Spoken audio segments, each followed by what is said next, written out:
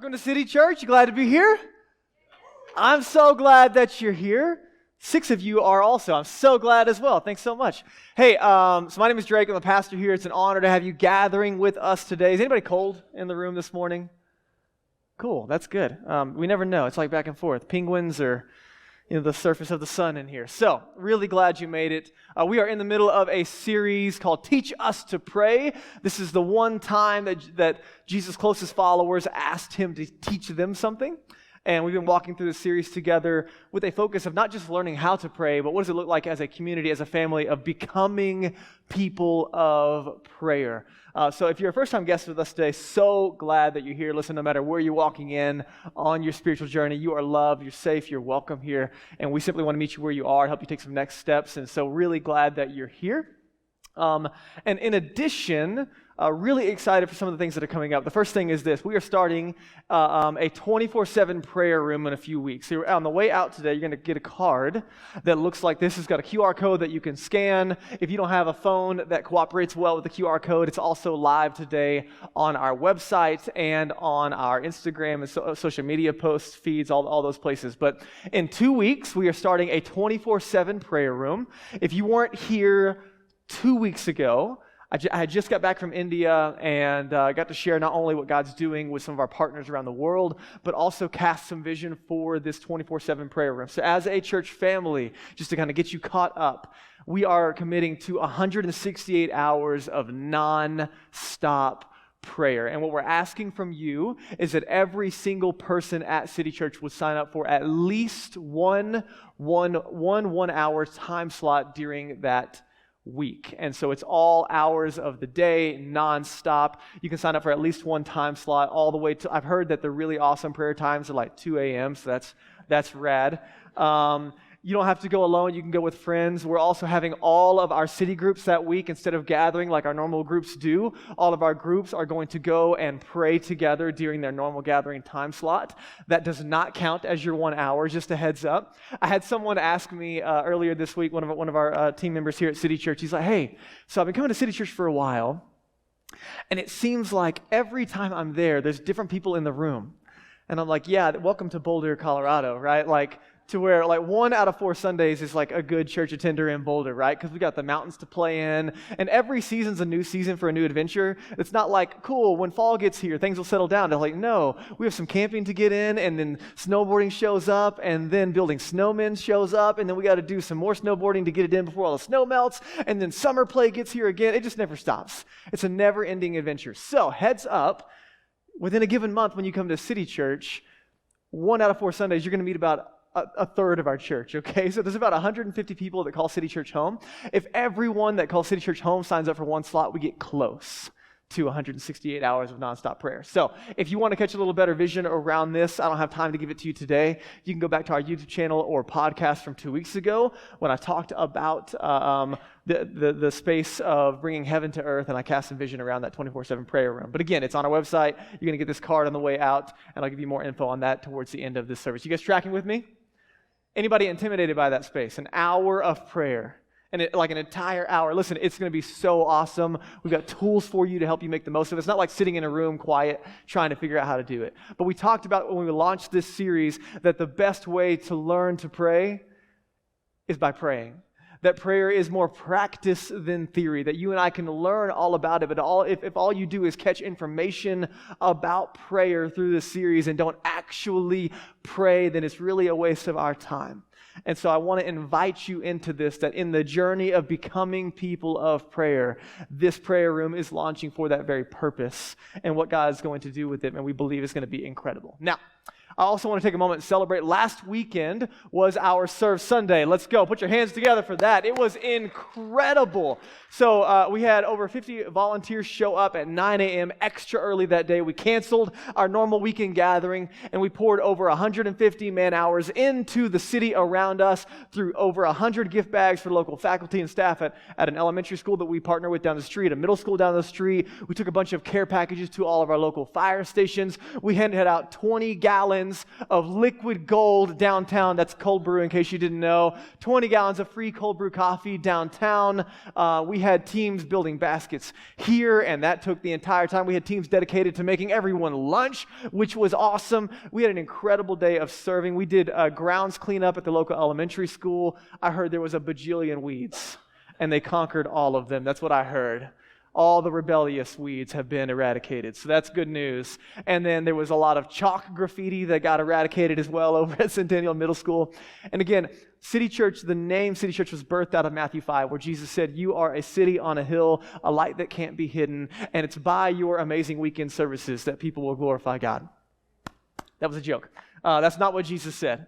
It's by the really good communicator on a Sunday that people will know that Jesus is amazing and he loves them. No, it's by your good works. That's what Jesus said. He said it's by your good works that people will glorify God. And so we don't want to just be a church that gathers on the weekends. We want to be a church empowered in the city around us, both individually and corporately. And last week, Serve Sunday was a space where we get together and just put our money where our mouth is, if you will, both with our hands and our hearts. And it was an incredible day. So one more time, hands together for everyone that served last week. It was amazing. And how God used it is awesome as well. All right, today, Matthew chapter 6. This has been our core teaching text for the series. You guys have that? Matthew 6, thank you. Again, this is Jesus' response to his disciples, his apprentices, those following him. They watch Jesus pray. They're Jewish. They've been praying probably since they were little kids. They've been taught how to pray, but Jesus prays differently. And in this series, we've been talking about even the tension around prayer, depending on where you are on your spiritual journey. But here is Jesus in response to the question, hey, teach us to pray like you do. And here's what he says. Pray like this. Our Father in heaven, hallowed be your name, or set apart or holy. Your kingdom come, your will be done on earth as it is in heaven. Give us this day our daily bread, and forgive us our debts as we also have forgiven our debtors. And lead us not into temptation, but deliver us from evil. So let's pause here for a second. This has been the core text over the series, and each week we're taking one line from this text and breaking it down. And so the invitation to pray from Jesus is as big as heaven coming to earth, taking the resources of heaven and distributing them to the earth, that the condition of heaven will be a reality over your heart, over your city, over your block, over the homes. I mean, that's the invitation from Jesus. It's as big as that, and maybe even overwhelming. If you were here 2 weeks ago, I got to talk about some of the incredible things that are happening in India, and it kind of hinged on this heaven to earth reality of God answering those prayers, and it is kind of mind-bending. So if you didn't catch that message, I recommend you go back and just catch a vision for what we're talking about. But then right up against, I don't want you to miss this, right up against the magnitude of this invitation from Jesus to pray heaven down to earth, Jesus then teaches us to pray for daily bread. It's like going from the magnitude of heaven to earth to the mundane of this afternoon's lunch. And I don't know about you, but it might feel a little strange, right? Like maybe even out of place when it comes to prayer. I don't know your relationship with prayer and the feelings that are conjured when we start talking about it, but this is what Jesus is after. For you and I to know the God who cares just as much about your heaven to earth prayers as he does your daily bread prayers. And if we miss that tension, we miss a lot of the God that Jesus came to introduce to you and I, the God that Jesus came and embodied in the flesh. And so listen, again, I don't know where you are on your spiritual journey, but when we are in this place of talking about prayer, people have different responses, like big things, sure, life falling apart, prayers, sure, like be still and contemplate, yeah, that's probably good for your soul. Give thanks, yeah, that's a good thing to do. Pray for others, absolutely, I've got your back if you were to ask me to do that. But ask God for what I need or what I want, I don't know. And a lot of us get stuck in this space of asking prayer, like, does God really care? And there's a good chance that you're on one side or the other. For some of us in the room, our idea of God is that He's so big, maybe even too big in our own mind, that He's unknowable. He's impersonal. Like He doesn't care. Like, maybe I can go to God with the really, really big stuff, but anytime you pray, it's kind of like, hey, God, I know you're probably busy, and it's been a minute since I reached out, and You're probably a little bit irritated with me, but hey, here's what's happening if you got time. And for some of you in the room, God is too big and impersonal that when it comes to your relationship with prayer, it's kind of this desperation last act kind of a space. That it's not off the table completely, because when you need a miracle, I mean, you're kind of out of options, but you're really not all that sure that God even likes you, so I'm not sure that I should ask him for anything. And then for some of us in the room, God is too small. Like, yeah, great, maybe he's a personal coach, or Jesus is our friend and he's a buddy, or, he's like the spiritual Alexa in your life, or like, there's this placebo side of like following Jesus, or the idea of God making life better, but he's not actually big enough to do anything. So it's more like just this, the spiritual version of a self-help book that you picked up at Barnes & Noble. But when it comes to actually moving things, and the power of God, and even the love of God, you're like, I don't know if that's actually a reality. And some of you, you're not followers of Jesus in the room, and so you're wrestling with like, who God is. Does he even exist? Does he care? Is he big? Is he too small? Why doesn't he answer some of the things that people pray for? And why does he, there's all these different questions that come to mind. But there's still a good chance that if you're not a follower of Jesus, whatever your idea of God that you're wrestling with, has still probably got one of the two extremes. And it's also possible that if you're like me, on Tuesday, God is one version, and on Wednesday, he's another. And so whatever your space is, I just want to acknowledge the tension of when it comes to Jesus teaching us to pray, he's trying to get at the heart of a relationship that you and I think, sometimes struggle to embrace. And so I want you to know today that in this series, the goal is not to teach you to pray. The goal is to help you know the God that Jesus came to introduce. The best part of following Jesus, we say this often, the best part of following Jesus is Jesus.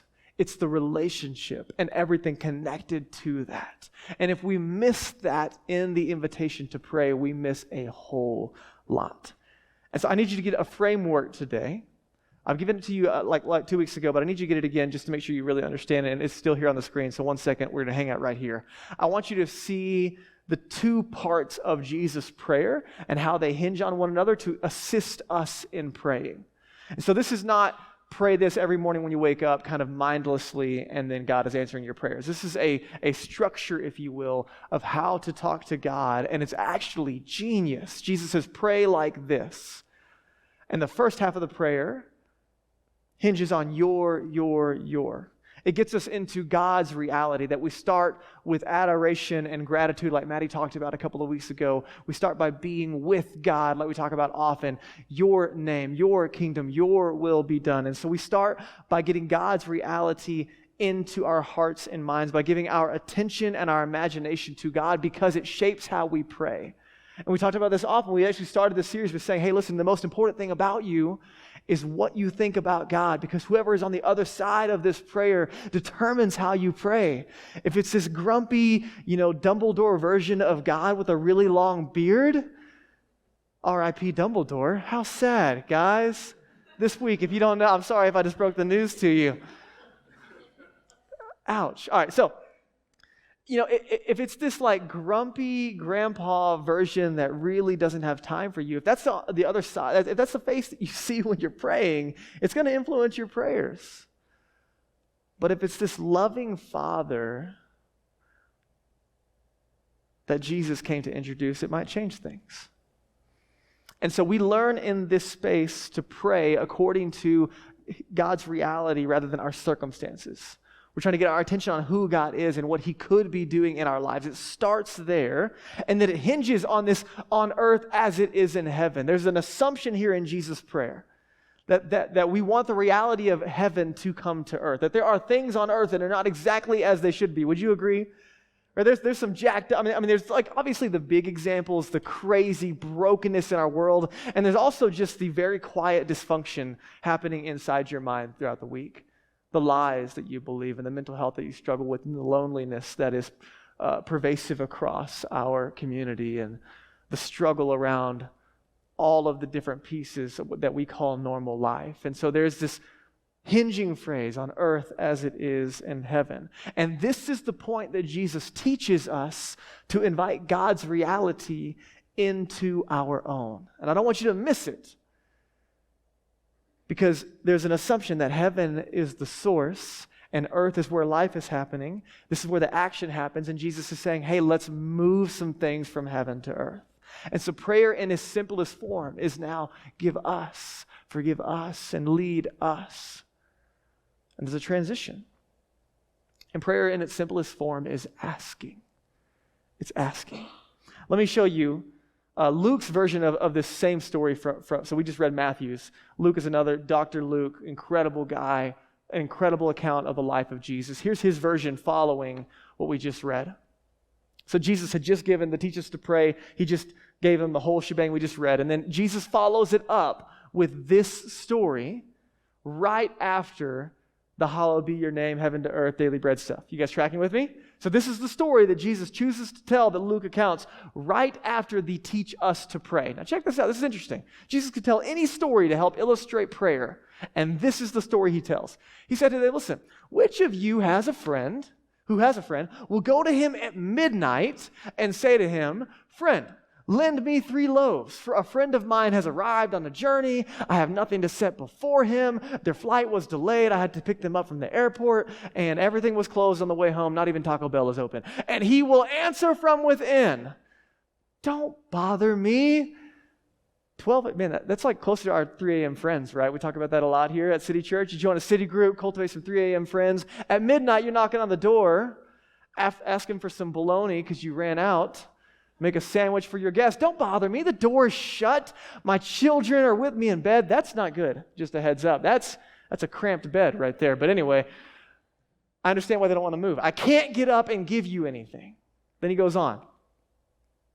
I tell you, Jesus says, though he will not get up and give him anything because he is his friend. I love this. Like, doesn't really care that you're his friend. It's not really the motivation here. But because of his shameless audacity, he's going to rise and give him whatever he needs. Now, Jesus tells this story in illustration of prayer.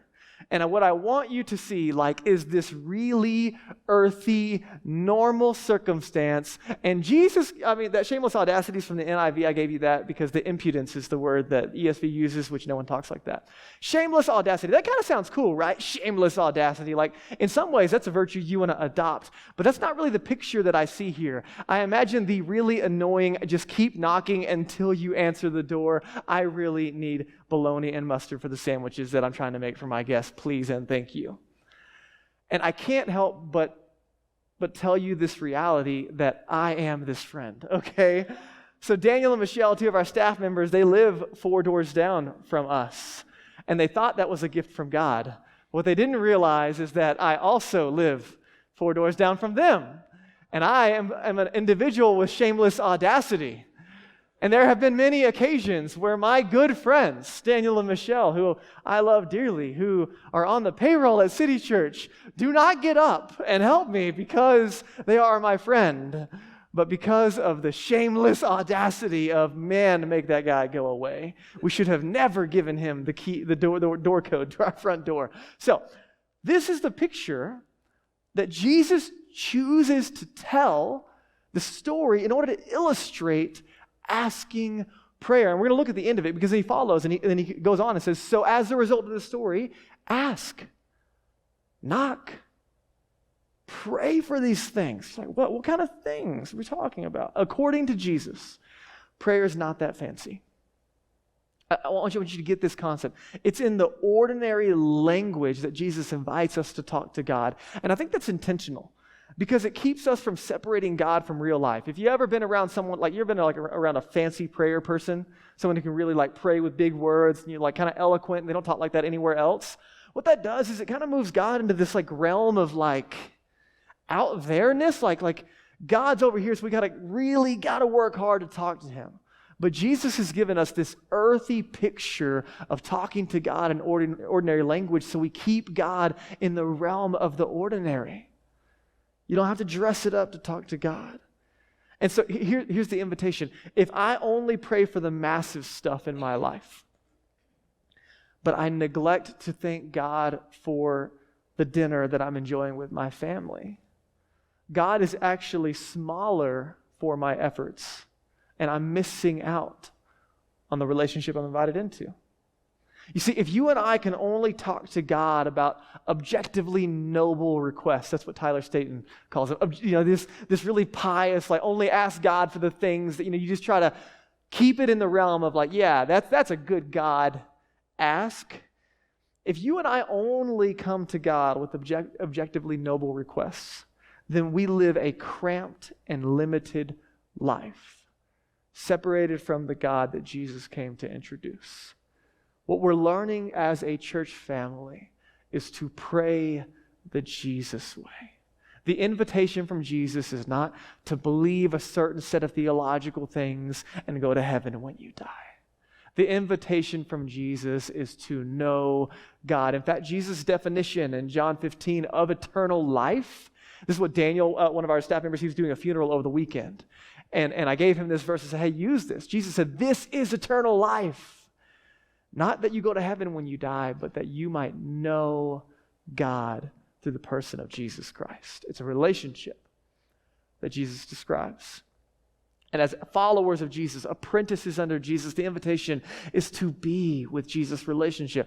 Become like Jesus. We're learning to pray like him and do what he did to live the kind of life that Jesus wants to empower us in. So, a couple of quick things on daily bread prayers. That's what we're talking about today.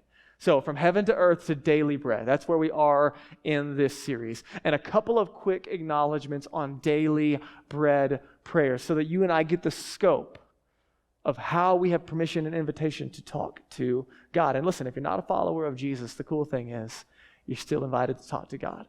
Over and over again, as you read the stories of Jesus, Jesus would invite people to follow him, and they still were not completely sure who they thought he was. In fact, a couple times they got it wrong.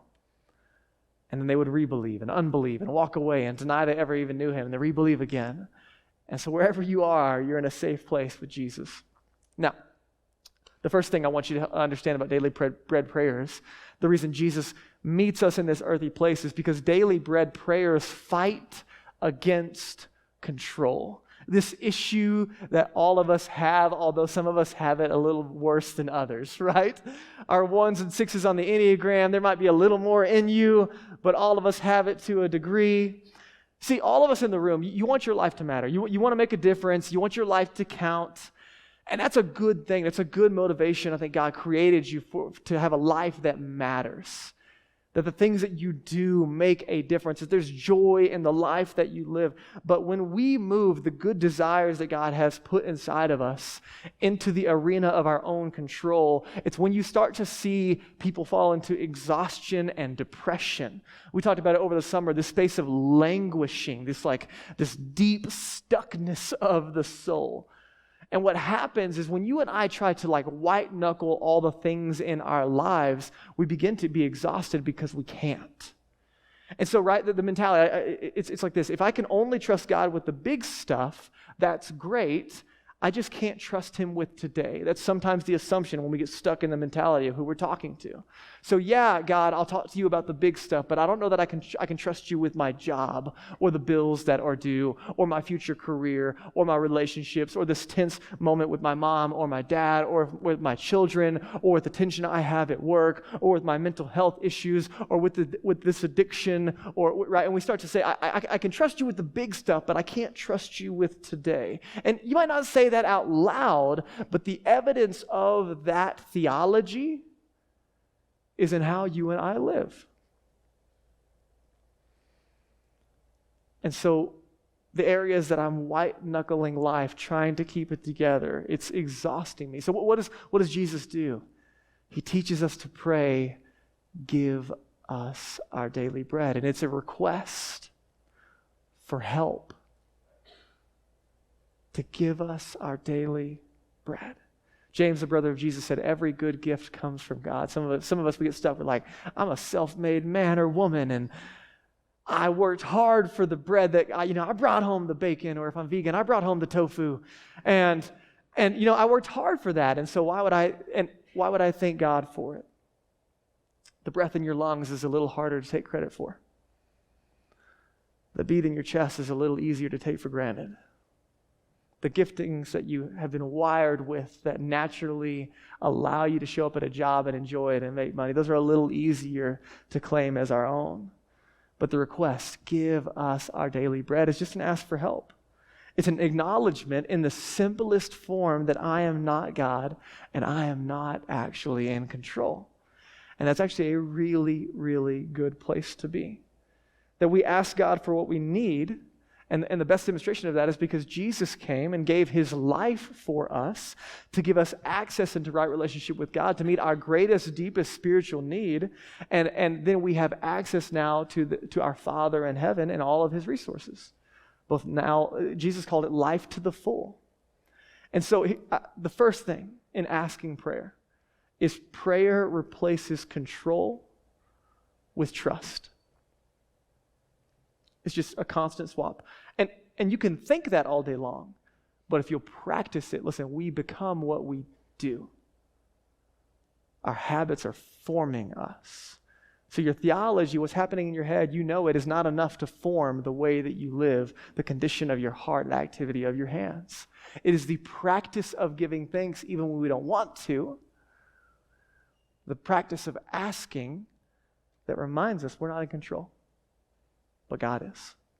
And I can move from control to trust. Now, it doesn't stop there because daily bread prayers also cultivate relationship. And this is the core. I don't want you to miss it. We already talked about it, but listen to Jesus' words right before the Our Father prayer. This is Matthew 6. So this is the very first passage we read. This is right before it. You can go look at it on your own during the week. So Jesus, when you pray, don't be like the hypocrites.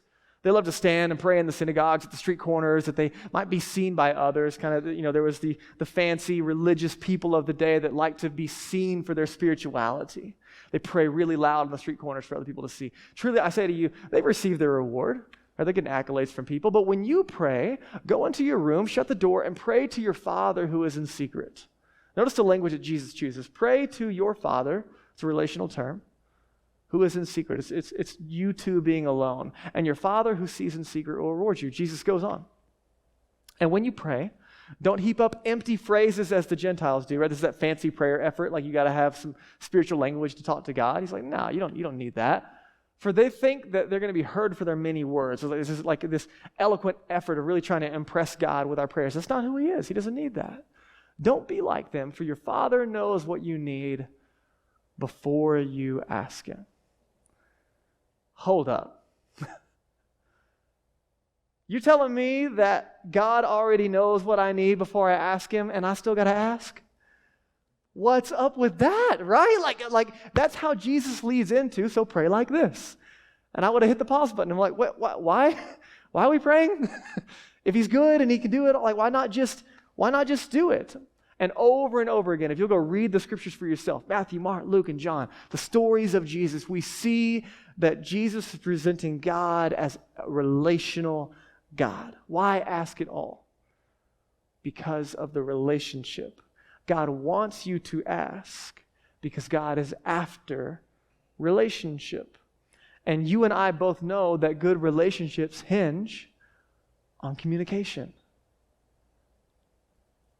The invitation is not just to have a genie that we go to meet our requests and needs, is to have a relationship with the God who loves you and knows you.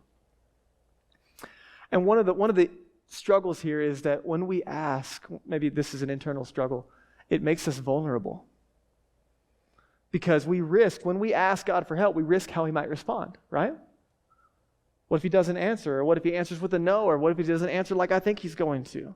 There is risk involved in every relationship worth having, is there not? Every relationship that's significant in your life involves risk.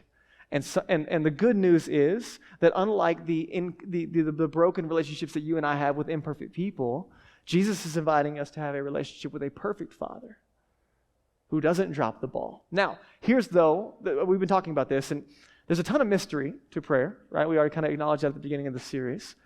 But we're just trying to take Jesus at his word, surface level. Now listen to this quote by Adam Statmiller. This is from a book that I told you about a couple weeks ago called Praying for Your Elephants. But I just want you to check kind of his summary here. When God answers your prayers in dramatic fashion, when I was in India, everything was dramatic, okay? And it was super cool. I was like, wow, this is amazing. You're going to grow in the knowledge of his power and his care for you. And I would say that's true. When God answers your prayers, as many of you in the room, God has answered a prayer in a dramatic fashion, and you're like, whoa, like that's God, and he cares, and you hear about prayers. When God works on his schedule instead of yours, hold up. That part I don't like as much. You're going to come to know more about his sustaining power. You see the relational dynamics that Adam is getting at? And when God says no, and your dreams die, or perhaps some tragedy happens in your life, which is important. Adam's not getting at, God's not orchestrating the tragedy, but let's just assume he at least allowed it. So when God says no, or your dreams die, or maybe some tragedy happens in your life, you will come to know the God of all comfort who weeps with you. If you want to know God as Father, begin to assault the throne of heaven in asking prayer. There is risk in a relationship, but with God as our Father, there's really no risk at all. The tension is when God doesn't always answer our prayers as we would like, but he is good enough in those different circumstances to know what is good for you. We just sang a song. You make all things work together for my good. That's true. That's massively true. It doesn't always look like we think it should. But this is not just trying to figure out God of the universe. This is trying to cultivate relationship. And so Jesus tells us a story about a neighbor asking for some bread to illustrate the relational dynamic of prayer. Now, the last thing is that daily bread prayers cultivate empowerment. We talked about it 2 weeks ago, that Jesus is not just into inviting us to pray, but he's looking to share heaven with us as part of his family. Matthew chapter 7. This is the follow-up to the story of the annoying neighbor knocking on the door till they got a loaf of bread. So Jesus says, ask, and it'll be given to you. Seek, and you will find. Knock, and the door will be open to you. For everyone who asks receives. The one who seeks finds, and the one who knocks, the door will be open. Jesus seems pretty confident that if you and I press into asking prayer, there are results. You see, relationship is where this prayer thing is going, but empowerment is part of the plan. James, the brother of Jesus, which I love James because he wasn't a follower. In fact, he thought Jesus was crazy. Tried to put him in a mental institution with the rest of his family. Watched his brother get crucified, died, buried, and then later would claim that he saw his resurrected brother alive from the grave. So went from denying Jesus to claiming that his brother is Lord. My brother is in the room today, and I've tried many times to convince him of that, and he is still not buying in to me as Lord. So I don't know what it takes to convince your brother that you're God, but it's a lot. Let it be known, right? And so James, the brother of Jesus, who has become convinced that Jesus is God, says in chapter 4, you don't have because you don't ask. There are things that you and I are not experiencing simply because we are not asking. So what does that mean? It means that there are things undone. There are things that will not happen if we don't ask. And there are things that will happen if we will simply ask. And so rather than talking about it for 6 weeks on a Sunday, we're going to get together in a 24/7 prayer room, and we're going to take an hour throughout a week to ask specifically in all kinds of different arenas. And I am confident that your life and my life and this church and this city and the West and the world will be different because we are going to ask for things that wouldn't have been asked for otherwise. Are you guys tracking with me? If we don't ask, there are things that will go undone. I have asked this question many times. How many things have not happened in my life simply because I did not ask? God is on the edge of his seat with a heart full of desire to give. And I just didn't ask. Look how Jesus ends it. Which of you, if your son asks for bread, will give him a stone? If he asks for a fish, we'll give him a snake. If you then, though you are evil, know how to give good gifts to your kids, how much more will your Father in heaven give good gifts to those who ask him? This is Jesus' invitation to pray. Listen, friends, the Bible is not a book for you to be inspired by the stories of others and how their prayers made a difference. The Bible is meant to be an invitation for you to know God in the very same way. When you pray, things happen. When you don't pray, things don't happen. Listen to Dallas Willard's quote here. God's response to our prayers is not a charade. And this might be some of the struggle in the room today. He does not pretend that he is answering our prayer when he was going to do what he was going to do anyway. Our requests really do make a difference in what God does or does not do. The idea that everything would happen exactly as it does, regardless of whether we pray or not, is a specter that haunts the minds of many who sincerely profess belief in God. It makes prayer psychologically impossible, replacing it with this dead ritual at best, which is exactly how prayer has felt to many of you in the room. And of course, this is not the biblical idea of prayer, nor is it the idea of people for whom prayer is a vital part of life. God is relational.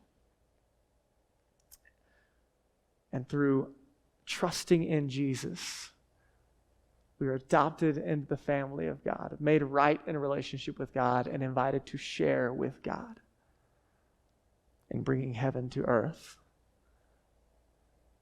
and asking for daily bread. God freely shares his power through relational lines. And so we say it over and over again. It's intimacy with Jesus before it's ministry for him. It's relationship that fuels everything else. And listen, there's a ton of mystery, but I've heard it said as of late that God is more friend than formula. And I love that and I hate that at the same time, because a formula is a little easier to figure out, but a friend is someone I got to get to know. And when it comes to prayer, God is more friend than formula. But don't miss it. God insists on sharing his power. He insists on miracles as much as he insists on daily bread. So, a revisit 24/7. The prayer room coming up. I don't want you to miss the vision behind becoming people of prayer. And as Paul comes to play for a second, I just want you to sit with me for a second in the invitation. It kicks off on 10:15. You're getting a card as you leave today. We're going to talk about it over the next couple of weeks. The link is live online. You can scan the QR code, but I want to encourage you today. Listen, if you're in the sound of my voice in person and online, click the link and sign up for 1 hour of prayer for that week. Now, here's what I don't want you to miss. I already told you that your group is going together. That doesn't count as your 1 hour, but plan on that as well. That'll be a really cool experience to pray together. Listen, if you have kids, I want to encourage you. If you have the option, if you're not a single parent, then each of you sign up to go on your own, and then even sign up with your kids to go as a family to pray for 1 hour. And so already Danielle and I are looking at like 4 hours of time slots, maybe 5 hours that we're signing up for just as our family. And there's plenty of space for everyone. But I want to encourage you to go alone at least once, but also take your family if you have kids and walk them through the same space. There's all these different stations. It's very interactive. You're graffitiing on the wall, writing prayer requests there. You're holding some Play-Doh and talking to God about having a soft heart. And you're taking communion. There's all these different things that you're engaging within an hour. And so it's not get your kids to sit still for an hour, okay? But also you can sign up with a friend.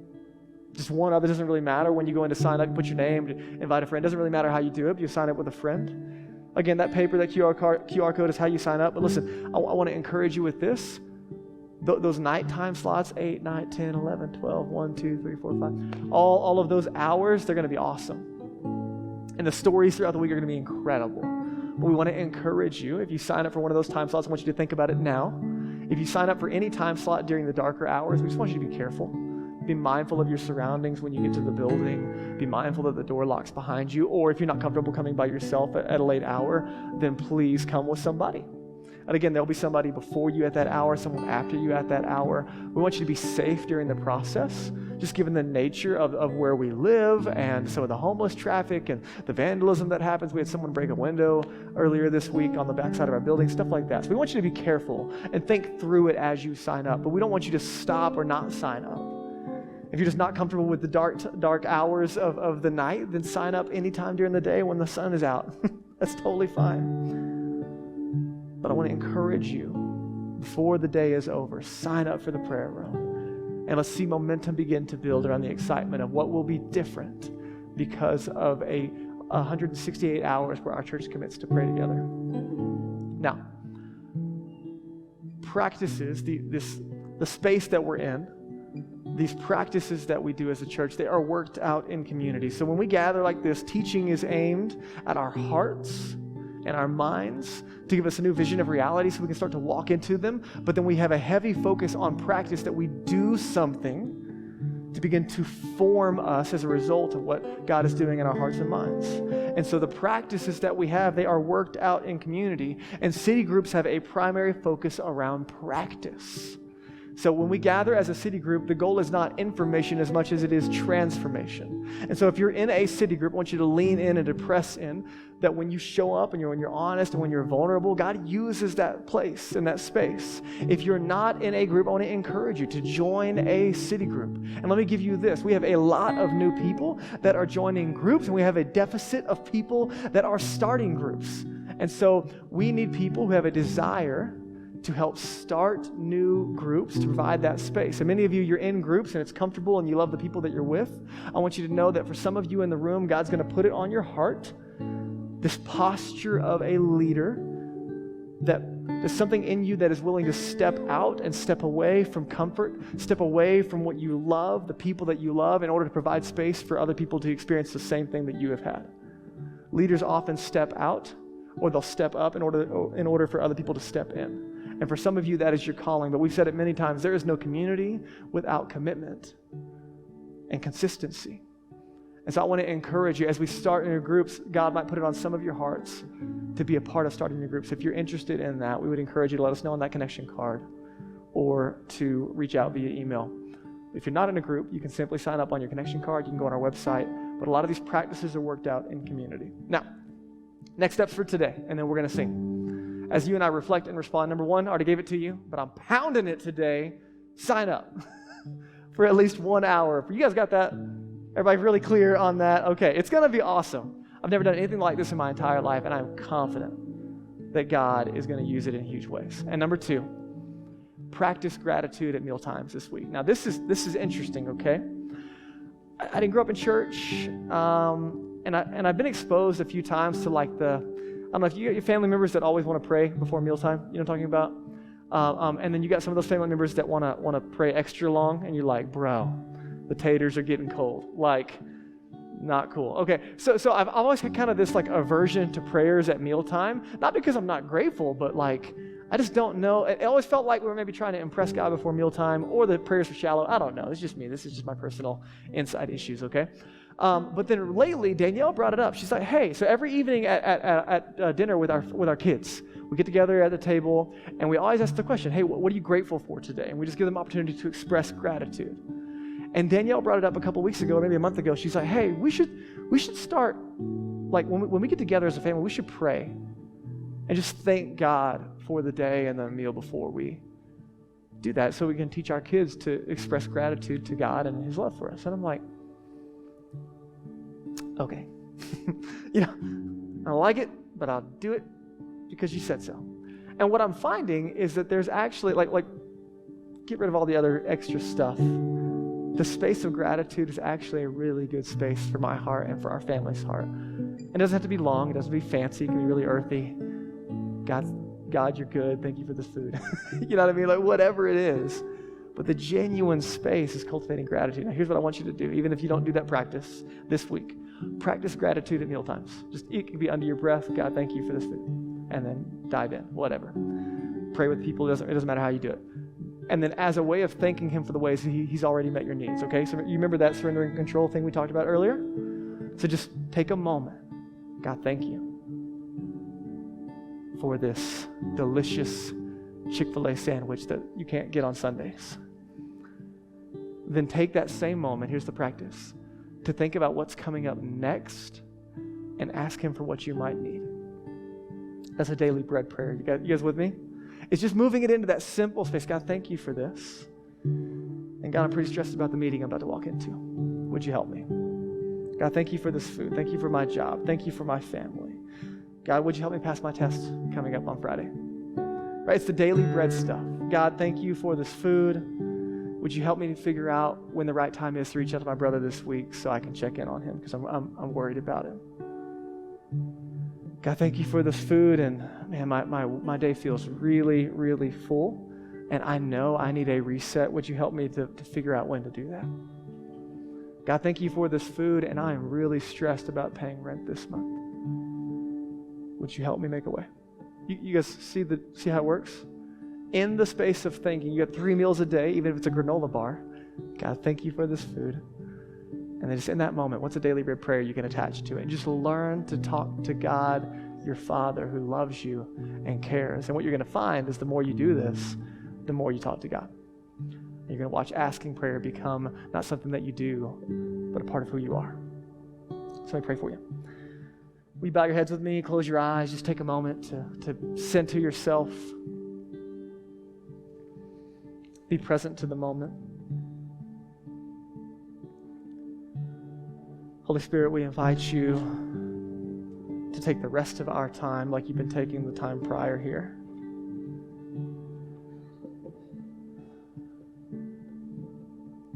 And to accomplish what it is that you want to do in our hearts today.